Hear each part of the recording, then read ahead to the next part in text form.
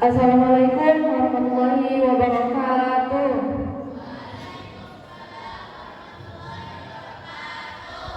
Alhamdulillahirabbil alamin. Assalatu wassalamu ala asyrofil anbiya'i wal mursalin wa ala alihi wa sahbihi ajmain, amma ba'd.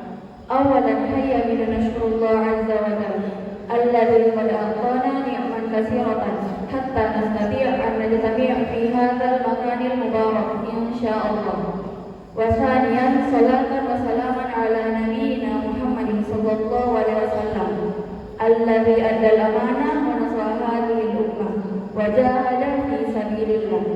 Ismahu li liatakallama amamakum tahta al-mawdu'. Meninggalkan hal yang tidak penting.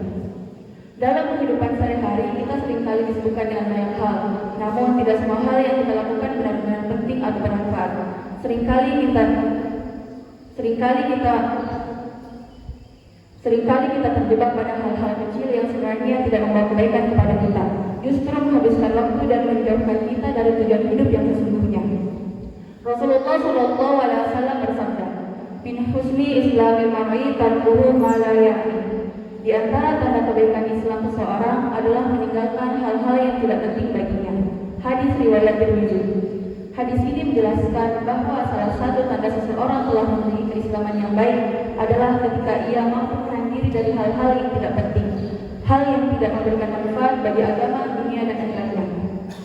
Hal-hal yang sering dianggap sepele tetapi sebenarnya termasuk perbuatan yang tidak penting.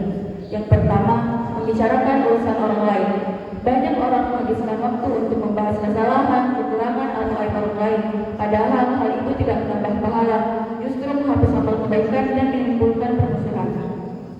Menghabiskan waktu berjam-jam tanpa tujuan jelas di asrama sering terjadi saat kita terlalu asyik ngobrol atau bercanda dan berkumpul tanpa memperhatikan waktu, sehingga waktu berharga yang seharusnya digunakan untuk murojaah, belajar mandiri, atau menyelesaikan tugas justru terbuang percuma. Padahal Rasulullah telah mengingatkan kita bahwa dua kenikmatan yang banyak manusia lalai darinya, kesehatan dan waktu luang. Hadis riwayat Bukhari. Membahas hal remeh yang tidak membawa faedah, misalnya terlalu banyak berdebat tentang hal-hal kecil, berkomentar tanpa dasar, atau ikut membicarakan hal viral yang tidak memberi nilai baik. Orang beriman menjaga lisannya agar hanya berbicara yang benar dan bermanfaat. Setiap waktu, tenaga dan pikiran yang kita buang untuk sesuatu yang tidak penting sebenarnya adalah kerugian besar. Allah menyatakan kita dalam surah Al-Asr yang berbunyi, A'udzu billahi minasyaitonir rajim. Bismillahirrahmanirrahim. Wal 'asr innal insana lafi khusr illa alladziina aamanu wa 'amilus shalihati wa tawashaw bil haqqi wa tawashaw bis sabr. Demi masa, sesungguhnya manusia benar-benar dalam kerugian, kecuali orang-orang yang beriman dan beramal saleh serta saling menasihati dalam kebenaran dan kesabaran. Jadi siapapun yang menyia-nyiakan waktu untuk hal yang tak berguna, ia akan menjadi orang yang merugi. Dengan itu kita harus meninggalkan hal yang tidak penting. Yang pertama, karena waktu terlalu berharga.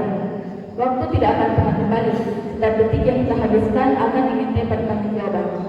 Rasulullah Shallallahu Alaihi Wasallam bersabda, tidak akan bergeser dua kaki seorang hamba pada hari kiamat sampai ia ditanya tentang 4 hal.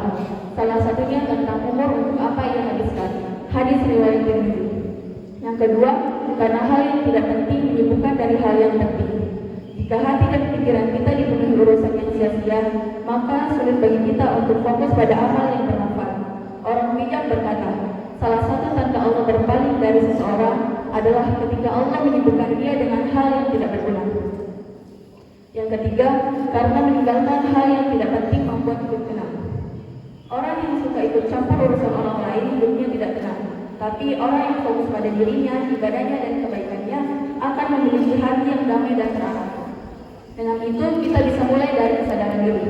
Tanyakan sebelum melakukan sesuatu, apakah ini bermanfaat bagi saya di dunia dan akhirat? Jika tidak, tinggalkan.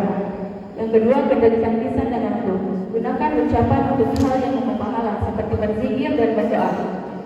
Gunakan waktu untuk hal produktif seperti belajar, beramal, dan membantu orang lain.